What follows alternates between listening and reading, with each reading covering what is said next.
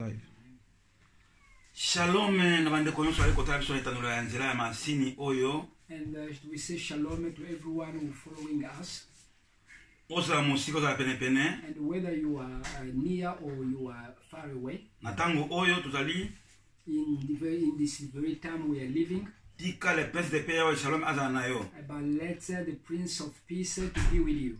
Yesu Christ Nazareth. Jesus Christ of Nazareth. Ai monsa kata bomwe na yo. And let him show up in your life. Na yebi ete I know that tango tokomi in this time we are living, tuzakata confusion mukili mobimba. and there is a confusion going on around the world. Tuzali ba médecin, And we've got the doctors, tuzali na armée, and we've got army, tuzali ba scientiste, and we've got scientists, mutu mzana kobe na point d'interrogation. and everyone has got a question mark in their lives. Na situation se And retrouver. because of the situation we are living right now. Mais olenge tuzali na nzambe na bomoi, Because we've got a living God, biso wasali na yetu kutika kata confusion te. but we as the people of God, we cannot be in confusion. Na nzela molimo mosantu, But through the power of the Holy Spirit, nzeba kolobela biso eloko moko. and God could speak to us one thing. Eloko moko zema kolobela biso pona lelo. And some things God wants to speak to us today, Kwa biso ete to tell us that esengo na mutu nyonso is glory to everyone, oya kosokola elamba na ye. and the one will wash his garment. Nalobi yango na français. I will say that in French. Ere celui qui lave son robe, It's a glory to the one we're gonna wash his garment. car il mérite de manger, de boire l'eau de vie. Even when is able to drink the water of life. Il a le droit d'entrer dans la porte droite de Nouvelle Jérusalem. And will be able to enter in the door of the Jerusalem. Makambo oyo And this word, tuza kotala na makomi and we are gonna read through the word na buku ya suka, and the last book in the Bible, na kati ya buku ya Révélation, in the book of Revelation, chapitre 22 verset 11 jusqu'à 16. and the Revelation chapter 22 verse 11, Until to 16. from verse 11 to 16. Tobondo liboso Nzambe, And we're gonna just pray first liboso kotanga maloba na Nzambe. before we read it. Éternel Yahweh, topotomi botondi mokozo na kimia pona bolamu na yo. And Yahweh, we say thank you for your love. Tomitiki zoto minima maboko na nkolo. At this time, Lord, we just commit ourselves in your hands. Fungula matoi na biso ya molimo mpo toyoka na tongo na lelo. May you open up our spiritual ears so that we could hear you. Kasi ntina molimo mosantu na nkolo. And through your Holy Spirit, Ate ya sango malamu. and let the Holy Spirit teach us a good news, Po biso tobika na tango oyo tokomeli. so that we could be saved at this time. Tosengi mombo neze abima. And we want the preacher to go away, Tosengi mombo Yesu Kristo oyo apparaître. but Jesus Christ let you appear. Pona lokumu na yo. And because of your glory, Na kombo na Yesu Kristo. in the name of Jesus Nyoto lobi Christ, merci and Kristo. we say thank you, Jesus Christ. Amen amen. Amen. Botanga biso lokoto na anglais, pe mndo mso kotanga biso lokoto na français. And we're gonna read in English is Revelation chapter 22 from verse 11 and to 16. Let the one who does wrong continue to do wrong. Que celui qui est injuste soit injuste. Let the vile person continue to be vile. Que celui qui s'assuit encore. Let the one who does right continue to do right. Que les justes pratiquent encore la justice. And let the holy person continue to be holy. Que celui qui est saint se sanctifie encore. Look, I am coming soon. Voici, je viens bientôt. My reward is with me, Et ma rétribution avec moi. and I will give to each person Pour rendre chacun selon ses œuvres. according to what they have done. I am the Alpha and the Omega, Je suis Alpha et Omega. the first and the last, Le premier et le the dernier. beginning and the end. Le commencement et la fin. Blessed are those who wash the robes, Heureux ceux qui lavent leurs robes. that they may have the right to the tree of life, Afin d'avoir le droit à l'arbre de vie. and may go through the gates into the city. Et d'entrer par la porte de la ville. Outside are the dogs, Dehors les chiens. those who practice magic arts, les chanteurs, the sexually immoral, les impudiques, and the murderers, les meurtriers, the idolaters, les idolâtres, and everyone who loves and practices falsehood. qui aimait et pratiquait les mensonges. I, Jesus, Je suis Jésus-Christ de Nazareth. I've sent my angel to give J'ai envoyé mon ange aujourd'hui you this testimony pour vous attester ces choses. for the church. Dans l'église, I am the root je suis le rejeton and the offsprings of David et la postérité de David, and the bright morning star. l'étoile brillante du matin. Amen. Amen, amen. Amen. Gloire au Seigneur. Amen. To God. Gloire au Seigneur. Glory to God. Bienvenue dans le Seigneur. My beloved, Le ensemble de la Bible boye, as the word of God tells que us, celui qui est injuste, que celui qui est injuste soit encore injuste. let the one who does wrong continue to do wrong. Bible eza ko biso lokota balinga beke ozali kosala mabe a continuer kosala mabe na He ye. said those who do wrong, let them continue to do wrong. Oyo aza kosala malamu akote kosala bolamu. But the one who doing good, let him continue to do Oyo good. aza lingo komi kota bosoto akota continue kosala bosoto. And even the one doing bad things, let him continue to do Oyo bad alingi komi things. petola mi petola. And the one who wanna be holy, let him to be holy. Amen, amen. Amen. Ezali esengo. And there is a joy. Na moto azala mayele te. And for the person doesn't have the intelligence. Soki otali makambo wana, Because when you look at ezali na it, tina. but has got a meaning. Nzambe alobi na biso boye, And the Lord that God tells us, Yesu abi nazali koya naza na porte nazali koya. He said, Jesus said, I am coming. Pona koya kofuta mutu selo misala na ye. And to reward everyone according to the right deeds. Amen. Nale kotuna eglise. And I would like to ask the church, Misala na yosa ndenge nini na tango oyo. what is your work? What are you doing? Nayebi ozali scientiste. And I know you are a scientist. Ozali koluka lo ba recherche. And you are researching. Ozwa kisi ya coronavirus. And so that you could probably find a coronavirus. Eza kubangisa yo. And maybe because maybe you are scared somewhere. Nazali koyebisa yo. And I would like to tell you. Ozali magicien. And maybe you are a magician. Oyo kosite satan ere oyo. And you want to. Konsite satan. And you want to probably to contact Satan right now. Ala sema kama nini zali koleka tango oyo. Maybe to show you what's happening right Pozo now. banga corona. And because you are in the fear of Po moni corona zali coronavirus. plus dangereux. And maybe you feel that corona is very Lengina dangerous. fungulo mayele. But I would like to open up your intelligence. Corona. And the corona Ezali virus virus. is a virus. Ezali koboma. And it is killing. Mais ezalaka virus mususu oyo eyebaka te. But maybe there is another virus which you don't know. Oyo esi ebomi yo. And the one who already killed you. Oyebaka yango te. Maybe you never known about this Tika virus. nayebisa yo. But let me tell you. Virus ya monene koleka ba virus nyonso. And there is a virus which is above every virus. Ezali lisumu. And there is a sin. Lisumu And the sin ezali koboma. is killing as well. Atozali kotambola. And whatever how you are Esiko working, ozali. whatever where you are. Lelo ozali kobanga kobima mpona virus corona. And maybe today you are scared because of Mais mpona coronavirus. kobima kolo kosumuka. But to sin, Ozobanga te. and you don't have the fear. Esengo ndeko na ngai. I think it's a joy to you, Lord. Na moto zako kama loba o na pokwa lelo. And to the one who are listening to this word. Bible ezali koba biso ete. Because the Bible tells Esengo us moto that ezali kosukola bilamba na ye. it's a joy to the one washing his garment. Bilamba ezali nini? And what is the clothes? Bomoi na yo. The clothes is your life. Ozali koloka kosukola yango. And the way you are washing your life Na mai kaka te. is not just for in water, Kosukola yango. but to wash your Nazela life kotubela. and for repenting your sins, Kotubela. and through repenting Pe kotika. and to live your way Lisumu wana. and to live the way of sin. O esi ekola kati ya bomoi na And yo. maybe those sins which already took places in your Tika life. nayebisa yo. But I would like to tell you, Lisumu wana. because that sin, Omonaka yango muke. and maybe you see that is a small Mais sin, lisumu wana. but that sin, Ozwaka bavantage mpona yango. and maybe you have advantage to it. Soki tina verset a ezali koba biso ke baimpidike. And if you go, if we read the word of God, it's saying the sexual immoral. Abila biso batola lokuta. He said the people who lies. Amen, amen. Amen. Batola idolatrie. And those who commit idolatry.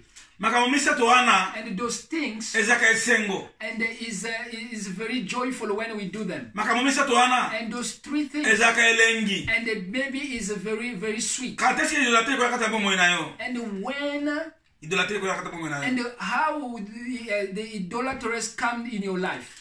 Tango komo kukumisa mbongo koleka nzambe. And is when you are now worshiping money than God. Tango komo kukumisa mokozi koleka nzambe. And when you are worshiping the people, the president than God. Tango komo kukumisa pastor na koleka nzambe. And when you are probably worshiping your pastor than God. Tango komo kukumisa eglise na koleka nzambe. And when you are worshiping your church than God. Amen, amen. Amen. Na lingyo kangana poko alelo. I would like you to listen today. The Bible tells us, and they are idolaters, they do those kind of things. And they sexual immoral. And those who do those who committed sexual immorality. And you see those who sin, and they will tell you, and through sexual immorality, or being together with a man and a woman, and the way we give birth to children, and sometimes we do, and to give birth is no sexual immorality. But it's a pity. It's a pity. And the sexual immorality is a big barrier in your life. It's a small gate. And a small gate which gonna stop your life. And maybe to go forward with your ministry. And the people of God. And there is a sexual immorality now. And even the church you are leading. And maybe you've got 5 women, even your evangelist, even your pastor, and they become like your wife. But it's a pity. But I would like to say, but today the God of mercy is coming. May you change. May you change. And you preach by your words doesn't have any power. But let me tell you, and even your and when you preach in this generation, and doesn't have any impact. And because the people you are preaching, and they always participate in your bad ways. And whatever how you hide yourself, and God already revealed your hands. Even when you pass by, and the people will be showing your hands, and whatever how you give yourself names. And there is no God doesn't care. And whatever the names of ministry you are, and God is not impressed. But God wants to be impressed in the person, and the one who fears him, and the one who decides to live sins. And God is this time which we are living, it's a time, and the time God wants to take us and tells us, He said coronavirus is just an image. It's just an image of a sin which maybe you have committed. Even coronavirus, but if you die for it, and with your body, and with the coronavirus, and it will all go under the ground. But the day of resurrection, you will resurrect with Christ. But if you die in sin, and you will resurrect or the church of God, and if you die in sin, and you will resurrect in the word of God tells us at the last day, and we all gonna see him, and he will stand up, and you will stand up now, and his feet is not gonna touch the but it's gonna be up there. Nini yo kutoka biso kutana na lekolo. But what's gonna make us to go and meet him up Na there? nzela avion te. It's not true. Na nzela Apollo te. It's not true. Na nzela avion te. It's not through a plane. Na nzela fusée te. It's not through other ways. Tika na ibisa yo. But let me tell you. Lole kofungwama. The Bible tells us heaven will open. Tokomona Yesu Kristo de Nazareth. But we will see Jesus Christ of Nazareth, Akotelema. and he will stand. Yo nanga beneme. And you and I, Soko salaki maana mukili oyo. if you done good, Okomata. and you will go up, Okorofana na esi akufanda. and you will be with the Me Jesus soka saki Christ. masumu. But if there is sins, Beme okomata te. my beloved, you're not gonna go up. Juru wana. That day, That day, ezali se mababa la sukula bila mala bango. and it's a joy for those who worship the Lokola regard. mukona lelo. Like today, Na ebi ete. I know that, Ba chercher lelo. and those are researching, Ba scientiste lelo. and the scientists, Bazali koluka vaccin. and they are searching a vaccine. Mais tika na biso vaccin ya lelo pona yo. But let me tell you the vaccine of today for you. Senga bolimbisa biso na nzambe. But to ask for forgiveness Kisema before God, bondeli. and to kneel Yebisa down nzambe. and to say, God, Limbisa. say, have mercy. Limbisa. Lord, have mercy. Limbisa. Lord, have mercy. Limbisa. Lord, have mercy. Tezwa décision. And take that Yebisa decision nzambe. and tell God, Ngai I, na kokokate. and I cannot Na myself, senya assistance na yo. and I call upon your Asiste Mungu assistance, Santo. the assistance of the Eka Holy mangai. Spirit, to lead me, Pona zo décision. and so that I could take that Tango nzoto na decision. ngai. And when my body, Ekomi kuagite ngai my lisusu. body now shake, telling me other Naka na things, lisumu wana. and I went to go Molimo na back, nzambe. let the Holy Spirit Ezwa autorité. to take the authority Likola nzoto na ngai. in my life, Elonga. and to Naka na lisuku sa lisumu nsusu so te. that we could be victorious, so that I'm not going to be able to do that. Hallelujah. Amen. Hallelujah. Amen. Nalikoloba beneme. I'm saying this, Ngazali simple liboso na yo. and I'm a simple person. Nazaba diplôme te koleka I yo. don't have diplomas. Nazaba lisite koleka I yo. don't have Mais any mukona degrees, lelo. but today, Pour d'interrogation. and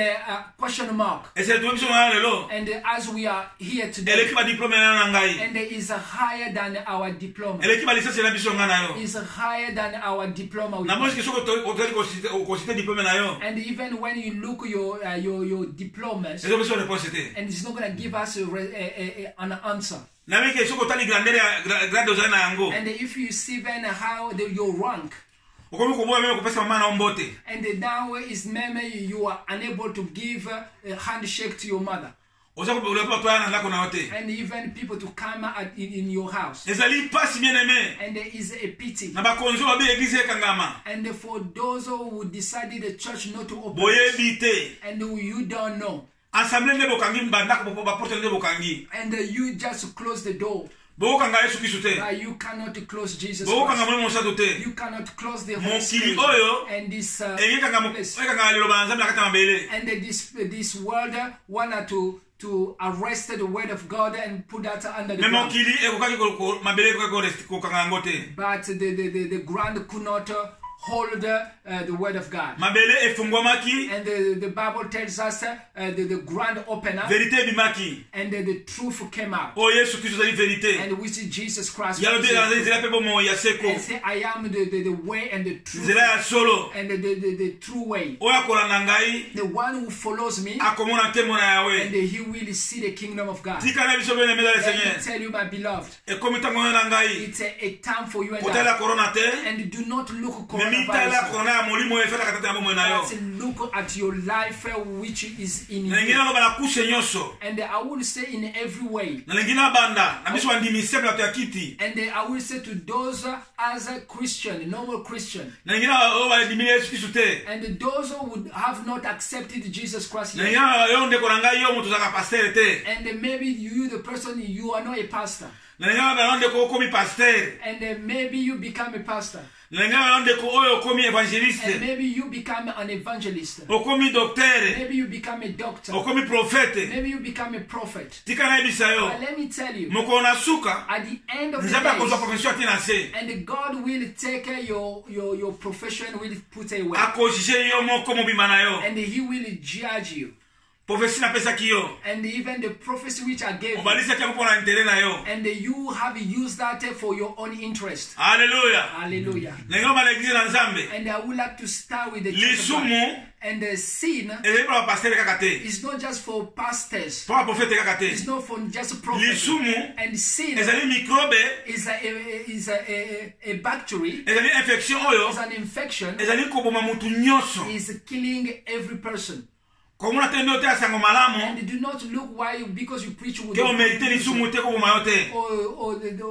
or the sin cannot kill. And And as we are preaching, and and even when we look at the Bible is looking at me, and I looking at you. That means because the word of God is like a sword, it speaks to me and it speaks to you at the same time. And the day when it cuts, it could cut me, it could cut you as well. And you and I, the church of God, oh, let the hearts look upon ourselves.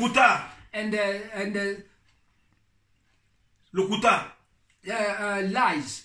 And the baby become a prophet in your life. And you think lying, it's become an interest.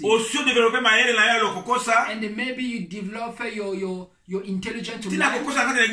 And even you lie in the church of God. And even at the altar.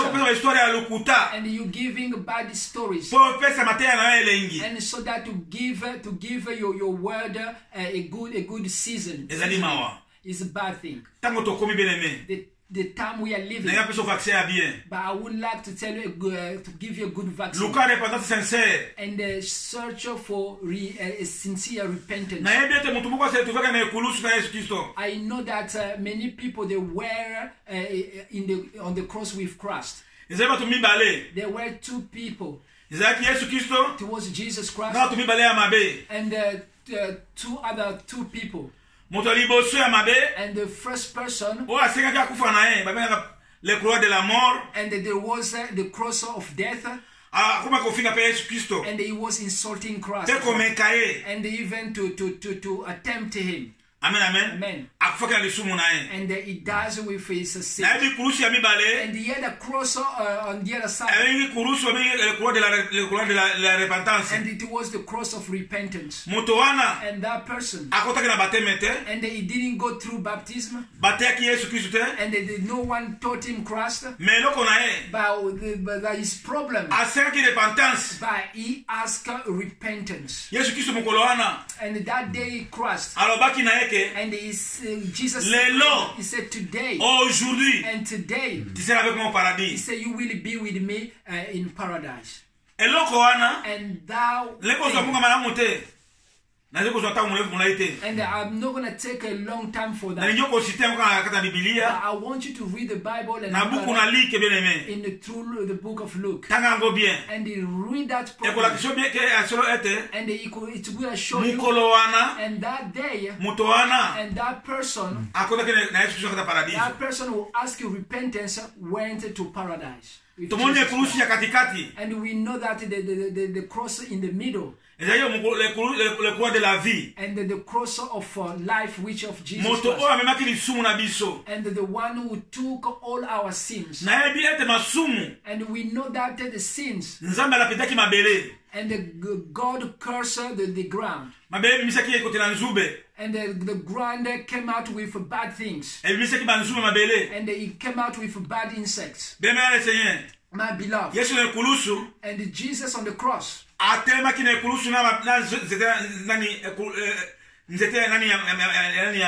And he was on the cross and with that thing they put on his head. To tell people, and his blood washed the world. His blood, and they took away all unrighteousness. That's why he says, and everything has been accomplished. The one who look upon him, and they will see the eternal life. And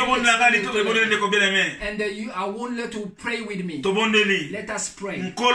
Oh, Jesus Christ, limbisa ngai, may you forgive me. limbisa famille na May ngai, you forgive my limbisa family. bomoi na ngai, Forgive my life. na maso asina salaki, In everything I've na done. bomoi na ngai mobimba, And in all my life. Yahweh Adonai, Yahweh Adonai. Yahweh Rafa, Yahweh Rapha. limbisa ngai, Oh, forgive me. limbisa mokonzi, Forgive me, na Lord. sedi makila na Yesu And Kristo, I ask the blood of Jesus Christ Yesu kwa nzoto mulimo na ngai, to clean my life. pona bika, And so that I will be na ede ete saved. ya solo, I know that. na nzela makila na Yesu Kristo, And through your blood, Jesus, coronavirus, and the ezala coronavirus makasi na ngai liboso na ngai te, is not going to have a power in me. na ede ete makila na Yesu Kristo, And I know that your ezali blood, englouti, your blood is strong. emeli, And your blood nguya nyonso ya coronavirus, absorbed every power of coronavirus. esobe maladi nyonso, And saved every illness. esobe masumu nyonso, And saved every sickness. ata bomoi na In ngai, the name of Jesus yanga lelonga Christ. na biki, And so that I'm saved. na yebi nkolo Yesu, I say, Jesus Christ, merci na mosala osaki na thank ekolusu, you for the cross. zwa lokupe And masanjoli, be glorified. na kombo na Yesu In the Kristo, name of Jesus Christ. ezali ngai bino mosala na Nzambe, And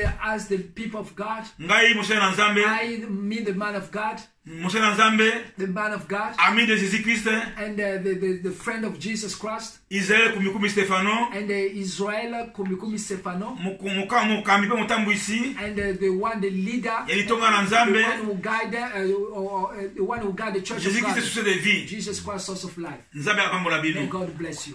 amen, Amen. amen, Amen. Nzambe apambola bino. Amen. Amen. Amen.